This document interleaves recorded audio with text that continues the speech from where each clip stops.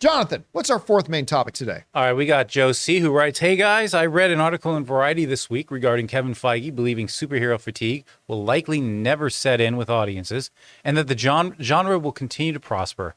I love Marvel, but I firmly believe DC has always had the better characters and storylines. With the rebooted DC universe, I would hate for audiences to get tired of the genre and not follow along with the characters I've loved over the next 8 to 10 years. Do you believe Kevin's statement?" All right, Joe, thanks a lot for sending that in. And listen, going back all the way, for those of you who watched us this long, all the way back to the days of AMC and the closet, the converted closet days of AMC that we used to work out of, I still remember back then. That's what we're talking about now, Ray? A decade ago, 12 years ago, whatever. That's when I started working with Jonathan for the first time. Mm-hmm. Yeah, well, that's when you started working with me for the first time, too. I still remember, I still got the picture. You know what? I came across that picture the other day of when we were first moving into the new office. Yes, that's right. I've got a picture. I got to see if I can find it, but I got a picture. Oh, don't do it. Ray. With my skirt shorts. With that was an interesting fashion choice. Yeah, it was bold. Bold fashion choice. That was before I started making, money.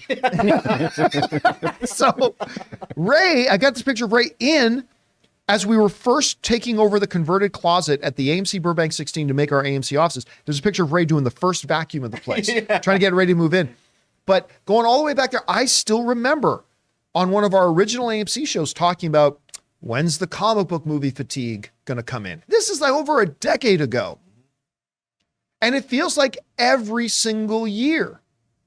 Well, comic book fatigue is setting in now. Then the next year comes. Comic book fatigue is setting in now. Then the next year. Comic book fatigue is setting in now. Meanwhile, billion-dollar film after billion-dollar film after billion-dollar film after billion-dollar film. Pandemic notwithstanding. But with the pandemic, we had a Spider-Man film that nearly cracked the $2 billion club. Came close. So there's always this question about fatigue. Here's the thing. We've been getting asked this question for a decade, and yet we're still here. Well, Kevin Feige was kind of asked about that, and he gave, I thought, a really, really good answer. He said, "You feel lucky, punk." You feel lucky? Jonathan was saying before the show started today, he goes, "Is it just me, or does every picture of Kevin Feige look like he's about to kill you?" And I mean, that's actually not far off. He's actually a very nice guy. He's the man who knocks. Yeah, I'm the one who knocks. Yes. All right. Movie. Now, I'm going to read this a little bit at length because I think it's pretty interesting. But this is in Variety.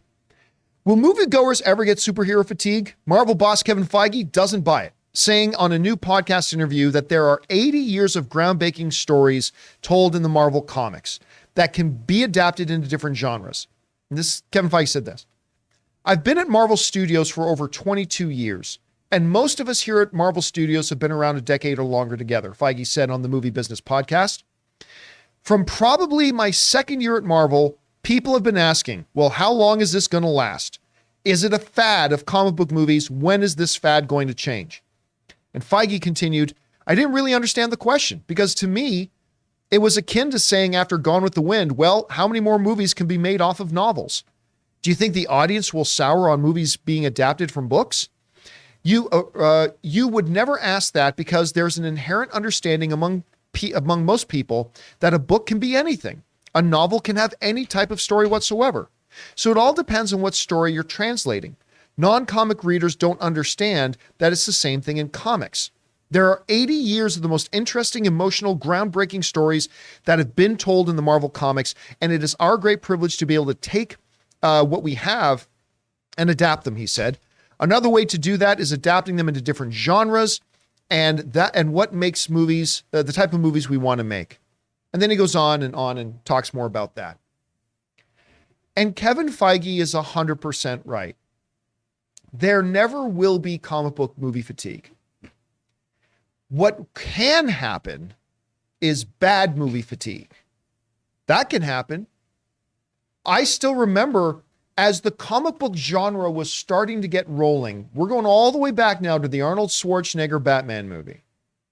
And I remember that movie came out. Everybody chill. Chill. Not only did it kill the Batman franchise, it killed comic book movies for a beat. I mean, that thing killed the comic book because we were getting bad comic book movies. We want to thank a sponsor of this video, MasterClass. MasterClass offers classes on a wide variety of topics, all taught by world-class instructors at the very top of their fields. Each class is broken out into individual video lessons, usually around 10 minutes long. And MasterClass is completely accessible on your phone, the web, smart TV, and available via audio mode to listen to classes on the go. They have over 2,500 video lessons from over 180 of today's most brilliant minds. They're all available anytime, anywhere on iOS, Android, desktop, Apple TV, Amazon Fire TV, and Roku. Now, obviously, around here on the John Campea Show, we love our movies, so why not learn filmmaking from Jodie Foster, or maybe directing from Ron Howard himself, or the great Neil Gaiman doing his masterclass on the art of storytelling. And you guys have heard me talk about my favorite masterclass, Business Strategy and Leadership by Big Papa Iger himself, Bob Iger, the new and returning CEO of Disney. Guys, I highly recommend that you check it out. This holiday, give the perfect gift of an annual Masterclass membership and get one free. Go to masterclass.com/Campea today. That's masterclass.com/Campea. Terms apply. People didn't get tired of comic book movies, they got tired of bad movies. And for well over a decade now, in what we call the golden era now, we are in the golden era of comic book movies. We have not seen that set in, and we won't. Why?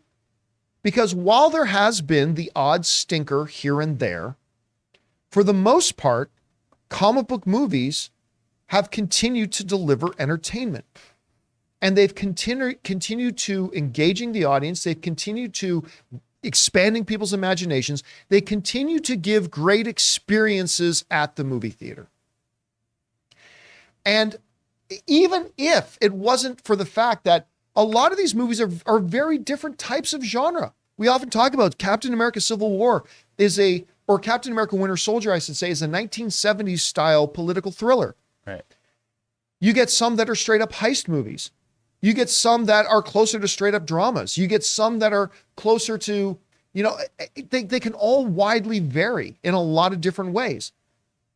And as you go outside of just Marvel and you start talking about incorporating DC and then some of the other types of comic book fare we've gotten as well, they're very, very different. But even if it wasn't for that, I don't have a scientific study in front of me, but in the last 10 years, let's just go 10. How many cop shows have there been? How many medical-based dramas have there been?